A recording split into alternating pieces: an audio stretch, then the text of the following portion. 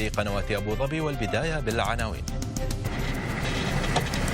الجيش العراقي يقتحم أطراف الفلوجة وتفجيرات جديدة تهز بغداد.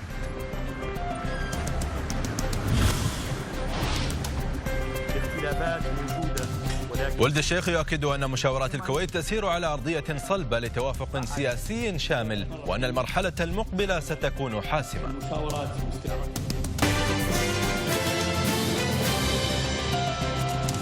أهلا بكم. نستهل الثانية من العراق، حيث حققت قوات مكافحة الإرهاب بإسناد من قوات الجيش وطيران القوة الجوية وطيران التحالف الدولي تقدما في عملية تحرير مركز الفلوجة من سيطرة تنظيم داعش الإرهابي. وأشار بيان عسكري إلى أن القوات العراقية تتقدم في منطقة شمالية الصقلاوية طريق منطقة العوينات، فيما تمكنت قوات أخرى من تحرير منطقة الشيحة ورفع العلم العراقي على مركز الشرطة. من جانب آخر، أعلن متحدث باسم قيادة العملية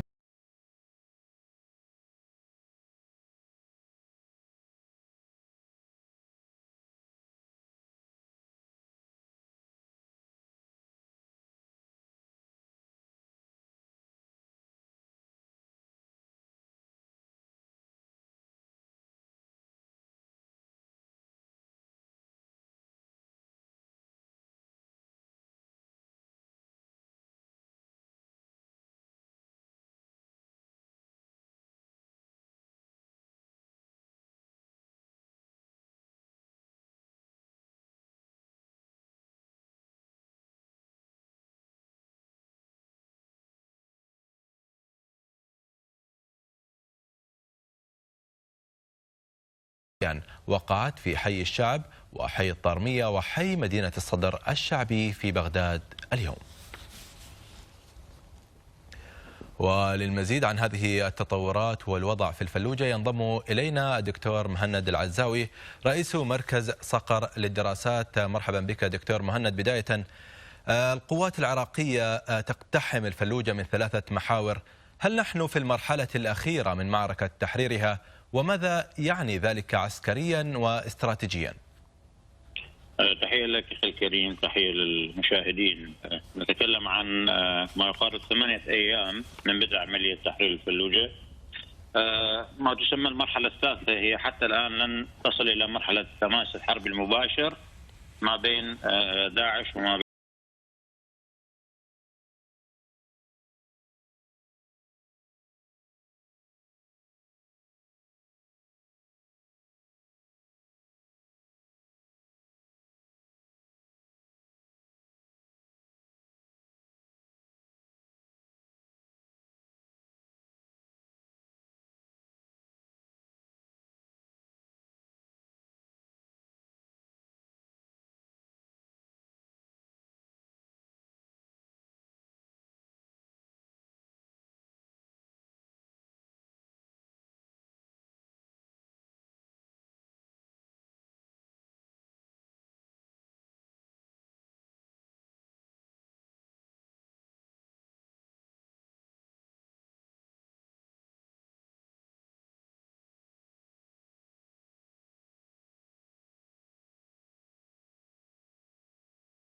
الفلوجة. بغداد شهدت صباح اليوم سلسلة تفجيرات راح ضحيتها العشرات، هل هي ردة فعل داعش؟ وهل نتوقع فتح جبهات أخرى مثل هيت مثلا؟ واقعيا هذه التفجيرات مزمنة بالعراق، يعني مزمنة في بغداد، يعني وعندما نقرأ المسافة الجغرافية ما بين الفلوجة وبين يعني أرض المعركة المحاصرة من كافة القطاعات، والتفجيرات في بغداد في مناطق شيعية حصرا يعني صعب دخولها، تكاد تكون تستبعد من الناحية المنطقية والموضوعية، يعني لأنه هذه التفجيرات في بغداد تحصل كثيرا وفي الغالب لدواعي سياسية، لدواعي الترويع والضغط على مكونات مختلفة سياسيا في الداخل، يعني هذا هو الواقع. يعني ما ليس له ربط، هناك اختلافات وصراع شيعي على السلطة بين مقتدى الصدر وبين حزب الدولة، وهم رسائلهم تكاد تكون رسائل معروفة يعني باستخدام التفجيرات والترويع ومحاولة ترويض الأطراف الأخرى، ولا لأن المسافة بعيدة جدا ما بين الفلوجة، 80 كيلومتر ما بين الفلوجة وما بين مناطق التفجير، إضافة إلى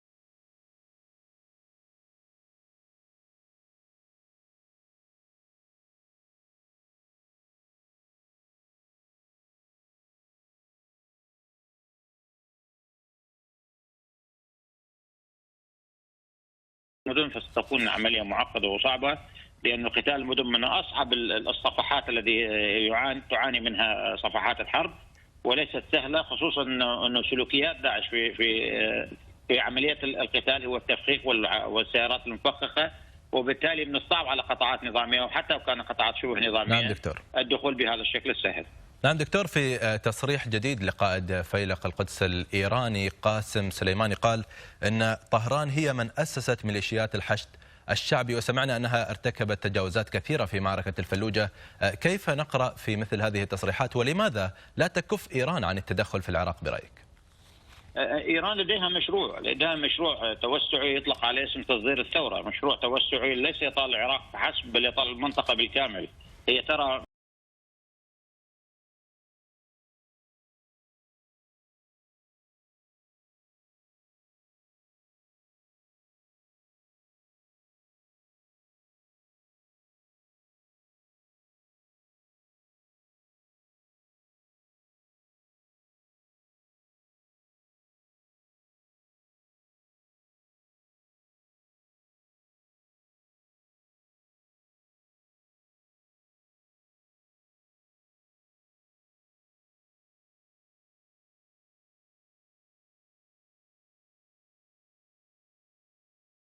خليجية بشكل مباشر على من جهة عرعر، وكذلك من حلب تكون بتماس مع الجهة التركية. هذا مشروع توسعي كبير، أدواته هي ميليشيات المسلحة ذات الطابع الطائفي، وهي حرب بكل الأحوال، تخوض حرب تصدر أزماتها الداخلية إلى الخارج عبر هذه التصريحات لفيلق القدس. لا ننسى انه الحرس الثوري الايراني متواجد اليوم ومتواجد بشكل رسمي على ارض العراق وارض سوريا، وهذا يعطينا انطباع انها تستخدم مسرح العراق سوريا بشكل كامل للوصول الى تخوم الخليج وكذلك الى تخوم المتوسط، وهذا مشروع توسعي واضح المعالم يعني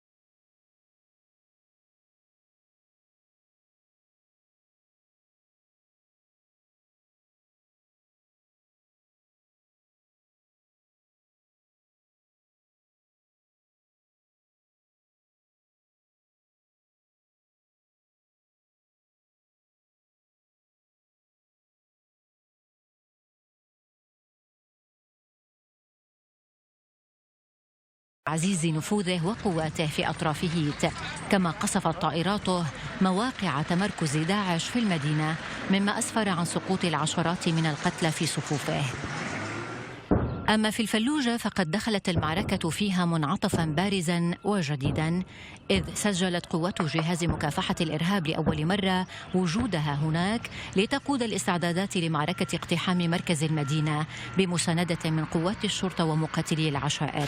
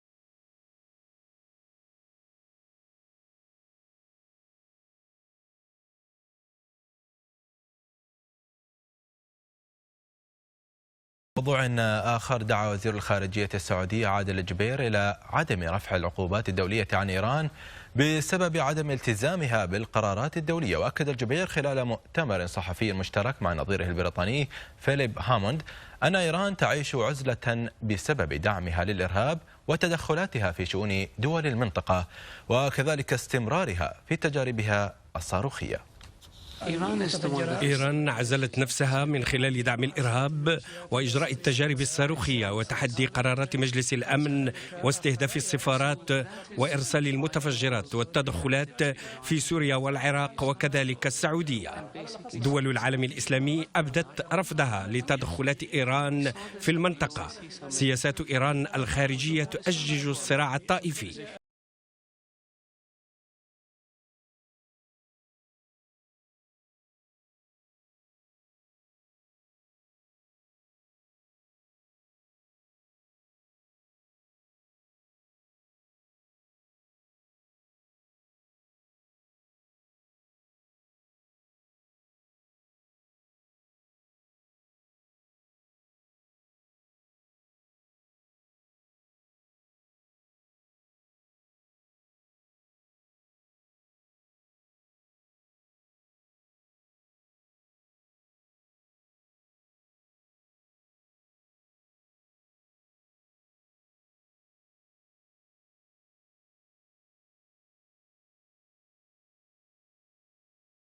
هذه المذكرة، وكانت تطالب بحق إجراء شبه مظاهرات، وكانت تطالب بأن يكون لها مزايا تخرج عن إطار التنظيم العادي الذي قد تخلق ستخلق فوضى خلال فترة الحج، وهذا أمر غير مقبول.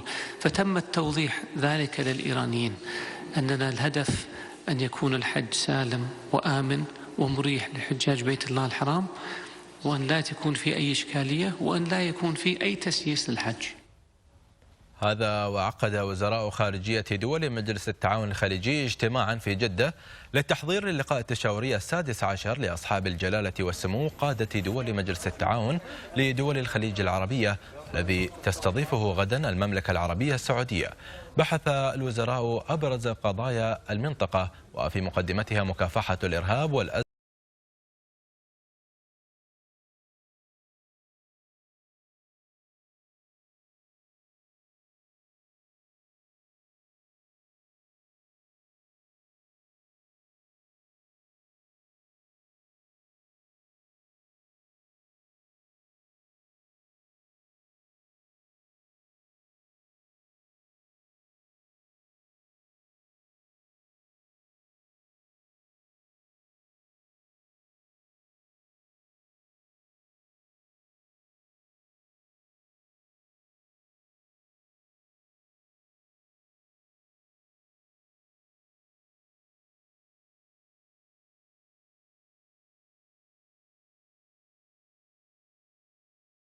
المرحلة المقبلة ستكون حاسمة. هذا وأشاد وزير الخارجية البريطاني فيليب هاموند خلال زيارته المملكة العربية السعودية أمس بالتقدم في مفاوضات السلام اليمنية في الكويت والتي ترعاها الأمم المتحدة، معتبرا أن حل الأزمة في اليمن لا يمكن إلا أن يكون سياسيا، مؤكدا أن على الجميع مواصلة العمل من أجل التسوية. نجحت قوات الشرعية اليمنية في صد هجمات جديدة لميليشيات الحوثي وصالح التي تسيطر على منطقة الوازعية في جنوب غرب محافظة التعز. وقالت مصادر عسكرية إن اشتباكات عنيفة اندلعت في المنطقة الحدودية بين تعز ولحج عقب محاولة المتمردين الحوثيين وحلفائهم التقدم باتجاه منطقتي المضاربة والصبيحة في محافظة لحج. قال العميد مسفر الحارثي قائد اللواء 19 مشاة وقائد جبهة بيحان في محافظة الشبوة اليمنية إن قواته شنت هجوما مضادا على ميليشيات الحوثي وصالح وحققت تقدما مكنها من استعادة مواقع في أطراف بيحان، وهي آخر منطقة تسيطر عليها الميليشيات في المحافظة. صدنا الهجوم ومن ثم بادرنا بالهجوم عليه ثاني مرة. الحمد لله تقدمنا في هذه الخطوة. هو تقدم علينا ولكن نحن كسرناه وتقدمنا عليه واحتلينا العلم بما فيه وسيطرنا على السليم إن شاء الله بإذن الله تعالى. في الساعات القادمة ستكون هناك تطورات أخرى. لن نتوقف بعد هجوم اليوم من العدو. لن نتوقف، سنواصل الهجوم إلى الأمام إن شاء الله.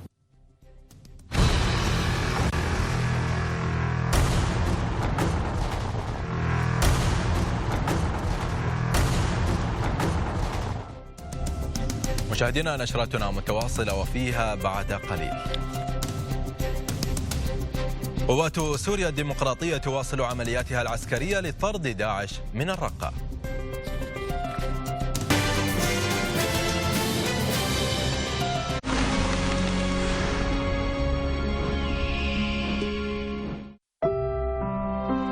تخريج جيل مبتكر يقود دولة الإمارات نحو مستقبل واعد يتحقق بغرس حب القراءة وشغف البحث والاطلاع منذ البداية في نفوس أطفالنا في مدارسنا، وكل ثقة وإيمان بأن ميداننا التربوي والتعليمي قادر على المشاركة بكفاءة وعلى تعزيز وغرس هذه المهارة وترسيخها في نفوس أبنائنا وبناتنا. صاحب السمو الشيخ محمد بن راشد آل مكتوم، نائب رئيس الدولة، رئيس مجلس الوزراء، حاكم دبي.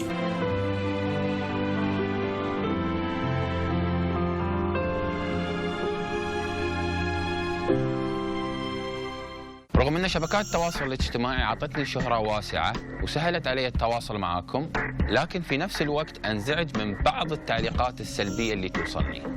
فبعض الكلمات مثل اللكمات. أنا انضميت لدعم مبادرة صحيفة الاتحاد المجتمعية، وانتم كذلك شاركونا على الهاشتاج علق بإيجابية. أخوكم سعيد الرميثي.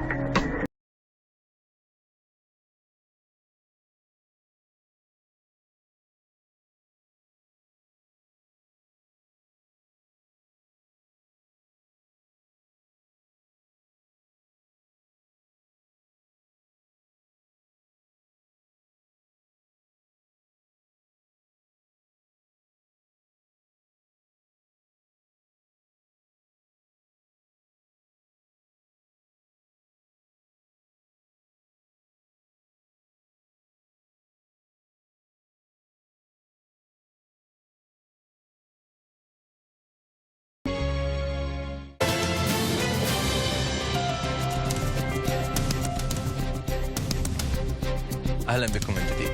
أعلن محمد علوش كبير مفاوضي وفد الهيئة العليا للمفاوضات السورية المعارضة استقالته مساء أمس، ملقيا اللوم على فشل مباحثات السلام التي ترعاها الأمم المتحدة في جنيف. وقال علوش وهو ممثل جماعة يطلق عليها جيش الإسلام في الهيئة العليا للمفاوضات إن مباحثات السلام لم تحقق أي تقدم على صعيد وصول المساعدات الإنسانية للمناطق المحاصرة والتي تسيطر عليها المعارضة، أو إطلاق سراح آلاف المعتقلين، كما لم تحقق تقدما باتجاه انتقال سياسي لا يشمل الرئيس السوري بشار الأسد. وفي الأثناء بحث وزير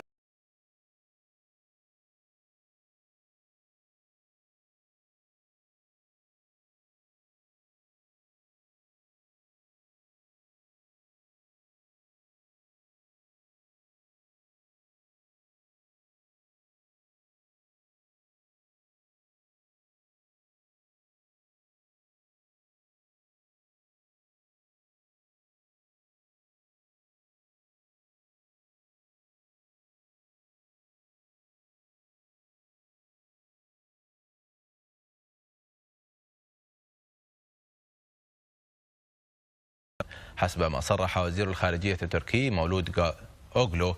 وأوضح أوغلو أن الخطة التركية تقوم على إغلاق جيب منبج في أقرب وقت ممكن وفتح جبهة ثانية، في إشارة إلى منطقة يسيطر عليها التنظيم الإرهابي في محافظة حلب في شمال سوريا. ميدانيا وسعت قوات سوريا الديمقراطية مدعومة من التحالف الدولي بقيادة واشنطن نطاق هجومها ضد تنظيم داعش الإرهابي في الرقة، مستهدفة منطقة الطبقة غرب المدينة، والتي يسيطر فيها التنظيم الإرهابي على قاعدة جوية غير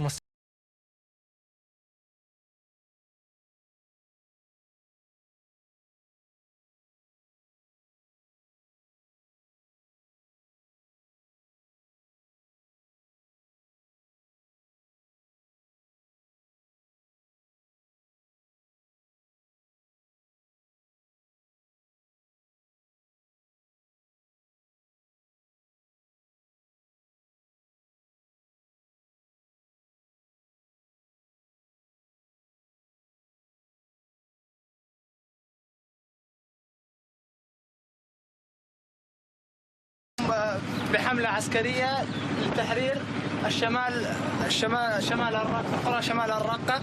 تم بعون الله تحرير بما يقارب 5 كيلو 10 قرى، ودحر عناصر إرهابية داعش وتخسيرهم بالأرواح والعتاد. ويقول خبراء إن الهدف الحقيقي وراء هذه الحملة هو إعطاء مناطق سيطرة الأكراد ما تحتاجه من عمق جغرافي، خاصة في ريف الرقة، انطلاقا من تل أبيض، المدينة ذات الأغلبية العربية التي طرد منها داعش قبل نحو عام. كما يهدف الأكراد كذلك إلى التخلص من أزمة ضيق الشريط الحدودي الذي اتصلت فيه سيطرتهم من الحدود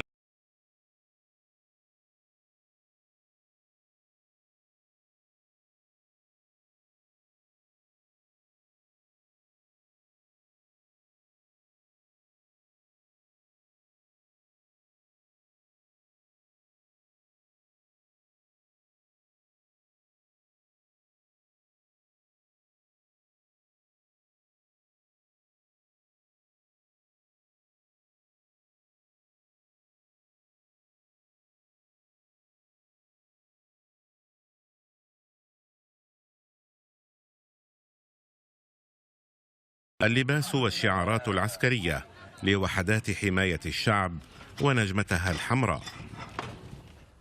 وفي حلب شن الطيران السوري 14 غارة جوية على مناطق حلب وريفها، وألقى الطيران المروحي نحو 20 برميلا متفجرا على أحياء المدينة. وقالت مصادر عسكرية أن الغارات تركزت على أحياء الصالحين والمرجى ودوار الجندول. وفي ريف حلب الجنوبي استهدفت غارات مكثفة بلدة العيس. قالت الأمم المتحدة إن 5 من جنود حفظ السلام التابعين لها قتلوا وأصيب آخر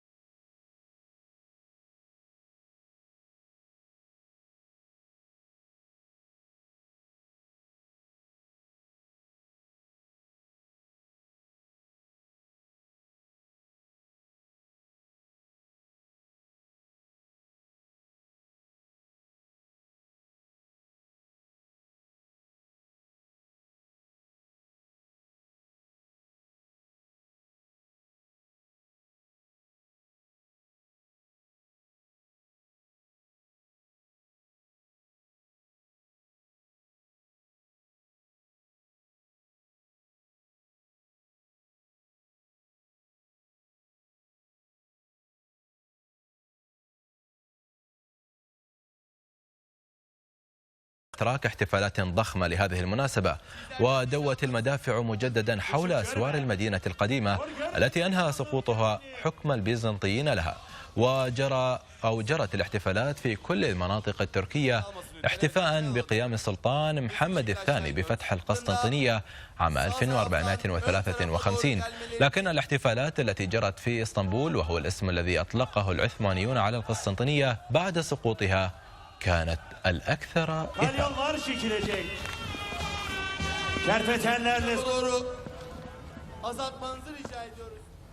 وخبرنا الأخير في نشرة الثانية نخصصه لكرة القدم الإماراتية وتتويج نادي الجزيرة أمس بكأس رئيس الدولة للمرة الثالثة في تاريخه على حساب فريق العين. أترككم مع أبرز ما دار في هذا اللقاء من خلال هذه اللقطات. ولدينا لاعب كبير علي مبخوت، هاتريك أمام النادي الأهلي، هدف من ضربة جزاء في مباراة الظفرة في دور ال16. يتقدم الآن، يتقدم، يسدد، جول جول.